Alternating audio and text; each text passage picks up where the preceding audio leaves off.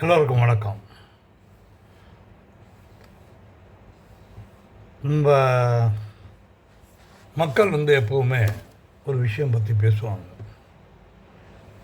என்ன வியாபாரம் பண்ணுறது தெரியலப்பா, எங்கே போனாலும் காம்படிஷனாக இருக்குது, எங்கே போனாலும் ஏதாவது பண்ணிக்கிட்டேன். இப்போது ஒரு கேள்வி கேட்குறேன். நம்ம பால்கோவா அப்படின்னு நம்ம சொல்கிறோம். இந்த பால்கோவாவை எவ்வளோ தேவை? மொத்தம் இந்தியாவில் தமிழ்நாட்டில் இருக்கிற மக்களை மட்டும் எடுத்துப்போம். 6லேருந்து 7 கோடி மக்கள் இருக்காங்க. இந்த 7 கோடிக்கு யாருமே பால்கோவா பண்ணாமல் நீங்கள் மட்டும் மேனுஃபேக்சரிங் பண்ணி வைக்க முடியுமா? அதோட ரெக்யர்மெண்ட் எவ்வளோ தெரியுமா? ஆயிரக்கணக்கான டன்னுகள். எங்கே போவீங்க பாலுக்கு? 1000 இல்லை, லட்சக்கணக்கான பீப்புள் இன்றைக்கி அந்த பால்கோவா பண்ணிகிட்ருக்காங்க. இதை நம்ம எது ஏதாவது பண்ணணும், ஏதாவது வியாபாரம் பண்ணப்போ ஏதாவது ஐடியா இருந்தால் ஐடியா நாங்கள் ஏன் தரணும்? நிறைய புஸ்தகத்தை படி, நிறைய ஐடியாலாம் கிடைக்கும். இதுக்கு ரெக்யர்மெண்ட்லாம் என்னென்ன இருக்குதுன்னு பாரு. ஒரு ஜென்ரல் மர்ச்சன்ட் கடைக்கு போ, எவ்வளோ பொருட்கள் இருக்குதுன்னு பாருங்கள். அத்தனை பொருள் தேவையான பொருள் தான் விற்றுட்ருக்கான். அவன் தேவையில்லாத பொருள் ஒன்றும் விற்கலையே. அப்போது சோம்பேறிகளின் கைக்கூலிகள் அப்படிங்கிறது யார் அப்படின்னா, என்ன பண்ணுறது தெரியலன்னு சொல்கிறானே அவன்தான் முதல் கைக்கூலிகள். சோம்பேறித்தனத்துக்கு கைக்கூலி யார் அப்படின்னா அவன்தான்.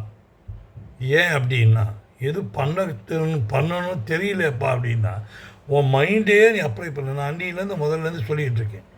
மூளையை கசக்குங்க, மூளையில் மூளையை வச்சு வேலை செய்யுங்க, சிந்தனைகளை கொண்டு வாங்க, உங்களால் முடியும்னு நீங்கள் ஒரு முடிவுக்கு வாங்க அப்படின்னு சொன்னாங்க. இப்போ நான் சில கேள்வியெல்லாம் கேட்குறேங்க. ஸ்ரீவல்லிபுத்தூரில் பால்கோவா பண்ணுறாங்க, 30 பால் பண்ணுறாங்க. எப்படி ஓடுது? எங்கே பார்த்தாலும் ஸ்ரீவல்லிபுத்தூர். கோவில்பட்டி எடுத்துக்கங்க, கடலை மிட்டாய் எவ்வளோ விற்குது? அதை பண்ணு, ஒவ்வொரு கடைக்காக கொண்டு போய் போடு, செய். வியாபாரம் பண்ணணும் வண்டி இல்லை, செய். நாங்கள் என்ன பண்ணணும் யோஜனை பண்ணியிருந்தீங்கன்னா வாழ்நாள் பூரா நீங்கள் யோஜனை பண்ணிடுவோம். 20 வயசில் யோஜனை பண்ண ஆரம்பிச்சது, நீங்கள் 50 வயசு மட்டும் கூட நீங்கள் யோஜனை பண்ணிகிட்ருப்பீங்க. 30 வருஷமாக யோஜனை பண்ணிகிட்ருப்பீங்க. டிவிஎஸ்ன்னு ஒரு கம்பெனி இருக்குது, டிவி சுந்தரமையங்கார் அப்படிங்கிறது. மர வியாபாரம் தான் ஆரம்பித்தார். அதுலேருந்து என்ன பண்ணார் அவர்? டிவிஎஸ்ன்னு ஒரு கம்பெனிக்கு பஸ் சர்வீஸ் விட்டார். இன்றைக்கி டிவி சுந்தரம், அதாவது ஃபாஸ்ட்னஸ் கம்பெனி இருக்குது, போல்ட் நட் மேனுஃபேக்சரிங் கம்பெனி இருக்குது, பிரேக் பண்ணுறாங்க, எல்லாமே பண்ணிகிட்ருக்காங்க. ஆட்டோமொபைல் காம்பனண்ட் அத்தனையுமே பண்ணிகிட்ருக்காங்க. எப்படி வந்தது? அது பண்ண முடியும்னு அவர் நம்பினார், பண்ணுறாரு. கோவில்பட்டியில் இருக்கவங்களாம் பண்ண முடியும்னு நினச்சாங்க, பண்ணுறாங்க. ஸ்ரீவல்லிபுத்தூரில் இருக்கவங்களாம் இப்போ பண்ண முடியும் யோசனை பண்ணுறாங்க, பண்ணுறாங்க. நீ பண்ண முடியாது, நீ யோஜனையாக பண்ணிகிட்டு இருக்கீங்க, கடைசி மட்டும் பண்ண போகிறதில்ல. 50 வயசு மட்டும் நாங்கள் கூட ஏதோ வியாபாரம் பண்ணலான்னு பார்த்தோங்க, ஆனால் ஒன்றும் முடியலைங்க, எது பண்ணுறது தெரியல. ஆனால் இதான் சொன்னேன், சோம்பேறிகள் கைக்கூலிகள். சோம்பேறித்தனம், தன்னால் பண்ண முடியும்னு அவநம்பிக்கை, நம்பிக்கை இல்லாதனம், இதெல்லாம் தான் ஊத்துக்குழி வெண்ணெய் மலர்றானுங்க. இன்றைக்கி 30% 60% பொம்பளைங்க, லேடிஸு அருமையாக பண்ணுறாங்க, எல்லாம் பணக்காரங்க. கள்ளக்குறிச்சி எடுத்தீங்க, அப்பளம் அப்பளம் மட்டும் பப்படம் எல்லாம் பண்ணிகிட்ருக்காங்க. சிவகாசியில் பட்டாசு எப்படி வந்தது? பாம்பேயில் ஒரு அம்மா தெருவில் பிச்சை எடுத்துகிட்ருப்பாங்க. சமீபத்தில் அதை பற்றி பெரிய விஷயமே பேப்பரில் வந்தது. அந்த பேப்பரில் போட்டிருக்காங்க, அந்த அம்மா பாடுறது லதா மங்கேஷ்கர் மாதிரி பாடுவாங்களாம். இன்றைக்கி அவங்க நம்ம ஊரில் இருக்கிற விஜய் டிவியில் போடுற மாதிரி அந்த ஊர்லேயும் ஏதோ ஒரு டிவிக்காரங்க இவங்க கொண்டு பேட்டி கண்டு அந்த அம்மா பாட சொல்லி அந்த அம்மா பெரிய பாடகி ஆகிட்டாங்க. இப்போ அவங்க என்ன சொல்கிறாங்க, பாடணும் பாட முடியும் நம்பிக்கையோடு பாடினாங்க, பெட்டி அணைச்சிட்டாங்க. நீங்கள் தான் இப்போ யோஜனையே தானே பண்ணிக்கிட்டு இருக்கீங்க. சோம்பேறிகளின் கைக்கூலிகளாக தானே இருக்கீங்க. என்றைக்கு மாற போகிறீங்க? அதுக்கு அடுத்தது நம்ம இவர் எடுத்துங்க, அவர் பேர் என்ன, ஆல்ஃப்ரட் நோபல்னு தந்தார். டைனமைட்டு கண்டுபிடிச்சார். பெரிய லெவலில் சக்ஸஸ் ஆகிட்டார். அவர் ஒன்றும் படிக்காதவர், ரொம்ப வெற்றி அடைஞ்ச அத்தனை பேருமே ரொம்ப படித்தவங்களாம் கிடையாதுங்க. எல்லாம் சாதாரணமாக படிக்காத ஒரு ஆள் தான். என்ன ஆச்சு, ஆல்ஃப்ரட் நோபல் டைனமைட் கண்டுபிடிச்சார். டைனமைட்டால் அந்த பணத்தை வச்சு நோபல் ப்ரைஸுன்னு ஒன்று கொண்டு வந்தார். பெரிய பெரிய கண்டுபிடிப்புகள்லாம் பைசா கொடுத்தாரு. எல்லாருக்கும் பெரிய பெரிய பரிசுகள்லாம் கொடுத்தாரு. என்ன எப்படி நடந்தது இது இருக்கு இல்லையா? ஏற்கனவே ரைஸ் பேதை பற்றி சொல்லியிருக்கேன்னு நினைக்கிறேன், ஞாபகம்ல இருந்தாலும் சொல்லி.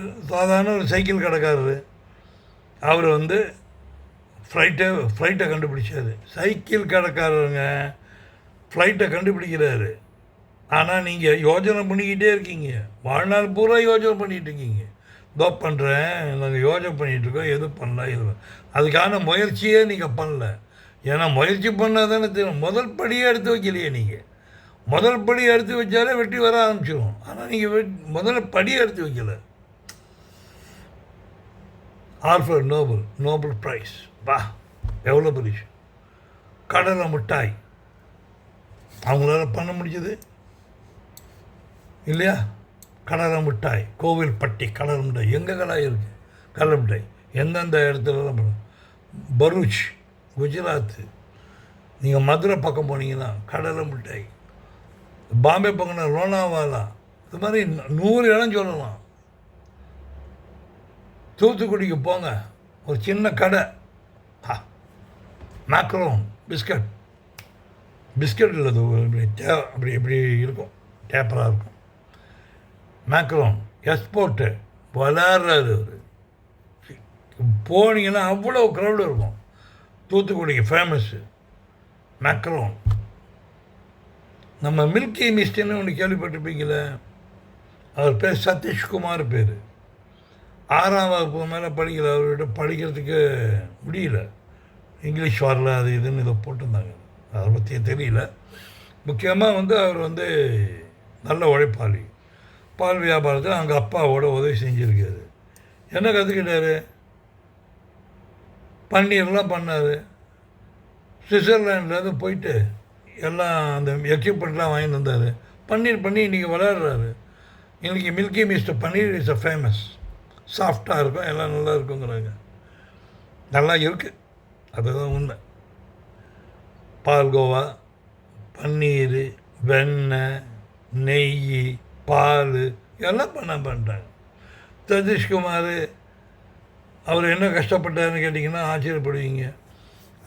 அந்த சுவிட்சர்லாந்து போயிருந்தபோது பாவம், அவருக்கு தங்குறதுக்கு வேண்டிய ஹோட்டலில் தங்குறதுக்கு காசெல்லாம் இல்லையா, அவர் டாய்லெட்டில் தங்கியிருக்காரு. இங்கே சாதாரண ஒரு டாய்லெட் தங்கியிருந்து கஷ்டப்பட்டு மேலே வந்திருக்காரு. இதெல்லாம் எப்படி நடந்தது? நீங்கள் யோஜனை பண்ணிகிட்ருக்கீங்க, இல்லை நீங்கள் முடியாதுன்னு முடிவு பண்ணதை முடியும்னு ப்ரூவ் பண்ணிக்கிட்டு இருக்கோம். இல்லைன்னா கள்ளக்குறிச்சியில் அப்பளம் பண்ணி இன்றைக்கி வேர்ல்டு பூரா சப்ளை பண்ணிகிட்டு இருக்க முடியுமா சொல்லுங்கள்? கள்ளக்குறிச்சி அப்பளம்னா அதுக்கு ஒரு தனி ஃபேமஸ்ஸு, ஊத்துக்கோழி வெண்ணெய்னா அதுக்கு ஒரு தனி ஃபேமஸ்ஸு, அதுக்குன்னு ஒரு பேர். அட நம்ம கோவில்பட்ட கடலை மிட்டாய்னா அதுக்கு ஒரு ஃபேமஸ்ஸு. என்னங்க எது தான் பண்ண முடியாது வாழ்க்கையில்? நீங்கள் பண்ண முடியாதுன்னு நினைக்கிறீங்க, ஒருத்தன் பண்ண முடியும்னு நினைக்கிறான்.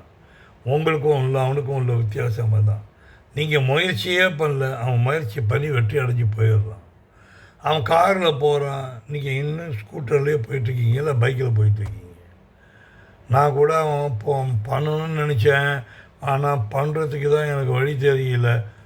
நீ கற்றுக்கல, நீங்கள் இன்வால்வ் ஆகலை, நீங்கள் அதுக்கான முயற்சிகளை நீங்கள் தொடங்கவும் இல்லை, அதுக்கான முயற்சிகளை நீங்கள் ஈடுபடவும் இல்லை. எல்லாத்திலையுமே நீங்கள் லேட்டு லேட்டு லேட்டு லேட்டு. ஏற்கனவே சொல்லுங்க, லேட் டிசிஷன். ஏன் அப்படின்னா நீங்கள் முதல்ல யோஜனை பண்ணலை, யோஜனை பண்ணால் அதை எழுதலை, எழுதினா அதை ஃபாலோ பண்ணலை, ஃபாலோ பண்ணதில் லேட் டிசிஷன். லேட் டிசிஷன் 30 வருஷம் கழிச்சு 50வது வருஷத்தில் ஆமாம் நான் முயற்சி பண்ணி பார்க்கவே இல்லை அப்படிங்கிறத புரிஞ்சுக்கிறதுக்கே உங்களுக்கு 30 வருஷம் ஆயிரும். இதுதாங்க 90% பீப்புளோட தலைவலி. அதாவது இந்த தெருவில் காய்கறி விற்பாங்க, வயசான ஒரு அம்மா. அதுக்கு இருக்கிற கான்ஃபிடென்ஸ், தைரியம் கூட உங்களுக்கு இந்த 50 வயசில் யோஜனை பண்ணானே, நான் பண்ணலான்னு நினச்சேன் ஆனால் பண்ணவே முடியல. அதுக்கு ஒரு காரணத்தை கண்டுபிடிப்பான், ஏதாவது ஒரு காரணத்தை சொல்லுவோம். காரணத்தை கண்டுபிடிப்பவன் முட்டாள், காரியத்தை பார்ப்பவன் புத்திசாலி. காரணத்தை பார்ப்பவன் முட்டாள், காரியத்தை பார்ப்பவன் புத்திசாலி. காரியம் பெருசா வீரியம் பெருசா அப்படின்னா, ஒருத்தர்கிட்ட கற்றுக்க போகிறீங்க அப்படின்னா கற்றுக்கிறதுக்கு போகும்போது ஏன் கற்றுக்கக்கூடாது, அங்கே ஏன் இருக்குது, அங்கே காரியம் பெருசா வீரியம் பெருசா அப்படின்னா காரியம்தான் பெருசு.